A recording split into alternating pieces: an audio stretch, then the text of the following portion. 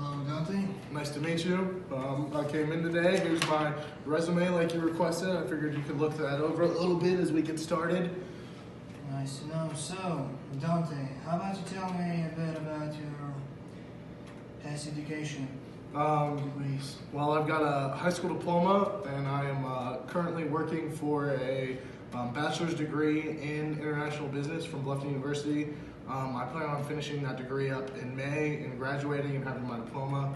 I feel like at my time in Bluffton, I've worked pretty hard to get my diploma. I'm involved in the baseball team, do a lot of time management skills. So that's pretty much a lot of what I've been working on and studying for the last few years.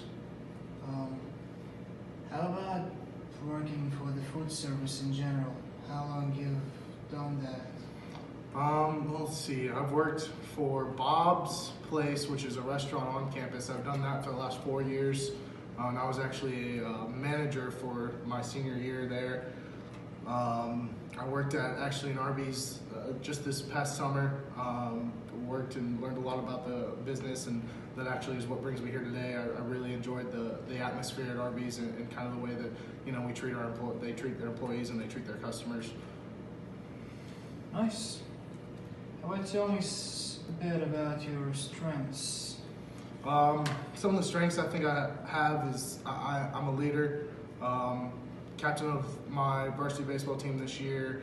I feel like I'm able to communicate well with people. I'm able to lead people to one common goal, things like that. So say some other strengths I have, like I said earlier, is time management. Part of the baseball team, working a job, and also working to get my degree all at the same time. I feel like I've really done a good job of learning how to balance out kind of my personal life and my work life really well. Sweet. What would you say a few of your weaknesses, especially when it comes to food service in general? Some weaknesses I may have, like I said, I am a leader, but sometimes I take that to an extent. I want to take charge in almost every opportunity I get to. I speak up at meetings where sometimes it may not be my turn to speak or things like that, because I feel like I have good ideas and I want to contribute and I just may not know my place, kind of thing. Some other weaknesses I may have are when they asked me to create a schedule as a manager, it was kind of hectic getting a hold of everybody and making something that works with everyone's time. So I feel like I've got to be able to reach out to people earlier when I'm given a task and things like that, especially when it comes to cooperating with other people and needing information from them.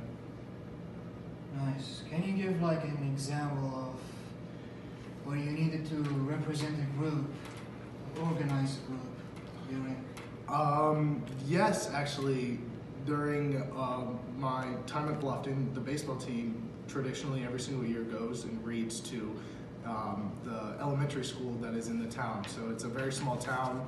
The elementary school is in walking distance from the university, and we go over there, and it's a moment or a point in time where as a whole the entire team needs to represent kind of the values of Bluffton and the values of our university. So we're so extremely kind to the kids, doing charitable work. We help out with the teachers with any assignments or anything that they may need done at the moment. Just small little things like that. Of course, the reading and stuff like that, we have to be nice to the kids. So that's kind of every single year we do that. So for the last 4 years, it's been nice to be able to represent my baseball team in a community charity event, or not charity, but community helping event like that.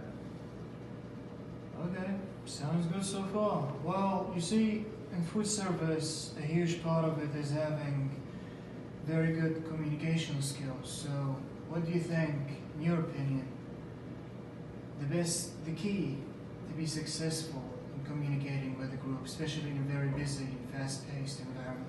I always have found that it's important to make sure that everyone feels like they're being talked to individually. I don't think that a group of people likes being talked to as a group, especially when you're an individual leader of that group. So what I like to do is make sure that, when I'm having maybe group discussions or things like that, I like to involve all of my employees that are there by individually talking with them during the meeting, by showing examples of things that they've individually have done throughout the year that are maybe, have been good or maybe have been bad. I think communicating with the group can be very difficult because everyone communicates very differently. And so I think it's really important to make sure that you know how to communicate to each individual person on your staff. All right. Can you provide like an example that shows your attention to details in such an environment?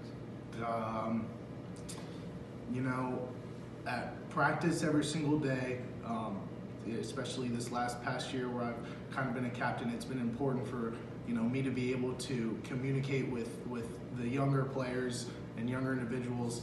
When maybe I see something that I need them to improve on or that I need them to work harder on. So throughout this past year, while talking with some of my team and some of the guys who look up to me, I've had the opportunity to individually learn, different people's how they like to be talked to and what are different boundaries that you can have with certain people while you talk to them, and things like that. And so for an example of me being able to communicate with a lot of different people and a lot of different personalities, that would be one of the better ones I could give you. Right. Can you provide me an example of how you dealt with a very stressful or an alarming situation in the workplace? Let's see. In my workplace, I know that it was a couple years ago.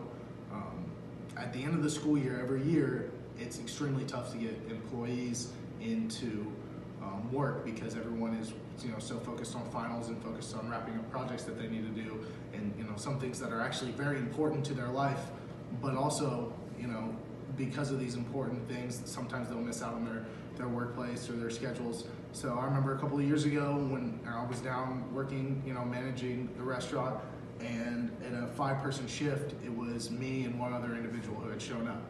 And so at that time, I understood that a lot of the other employees that we had important things going on. They were the first people I contacted to see what was going on, what we could do to help them get into work that day. And if they weren't able to get into work, which was the case for a couple of them, I had to call around to other people who were employed and ask if they could come in and see what their schedules were like for that day. And then I also had to plan for the rest of the week. I was asking questions to make sure that everyone was coming in for the rest of the week and to seeing what everyone's responsibilities were, so we weren't put in that position again for the last few days that we were open. Nice. Can you tell me a bit about a time when you had to take charge, to take responsibility and lead the employees around you? Yes, so at the beginning of this school year, our restaurant had completely redesigned itself. We went from an independent restaurant that kind of made its own food and made its own rules to now we were a franchise. And the franchise that we had chose to be a part of was called Freshens. So at the beginning of the year when they put me in charge of managing, it was extremely difficult to get people to understand their new roles. It was a little difficult to get people to come into work because they were kind of abrasive about all the new systems and all the new things that we were doing. So it was, at the beginning, I really had to take charge and lead my employees and kind of show my employees the proper ways to make work go faster, to make work more efficient, and to make them kind of enjoy the new atmosphere and find different ways to enjoy the new atmosphere so they weren't as abrasive as coming into work.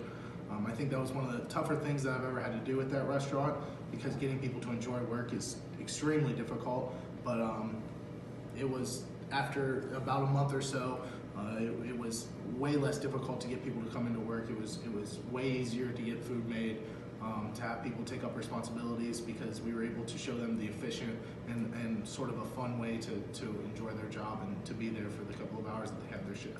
So, Dante, do you have any questions for me regarding this position? I think the only question that I would have, how many employees will I be in charge of essentially putting on schedule and managing for my time here? Well, you're going to have around 20 employees. 20. Okay, that's a little larger than what we had at my restaurant that I worked with on campus, but not much. So I think I'll be able to do well with that. I think I'll be able to organize the group well. you know, I guess the only other question, they've kind of taught me this in school to ask, you know, how do you think the interview went? Well, to be honest, the interview, I think it went good. Okay. I think you'll be a really good fit for this position. Fantastic. Well, hey, thank you so much for your time. And if you've got any questions, my number is right here on my resume. You can keep that. Just Sounds call good. me anytime you'd like. Sounds good. Thank you so much. Have a good rest of your day, sir. Nice to meet you.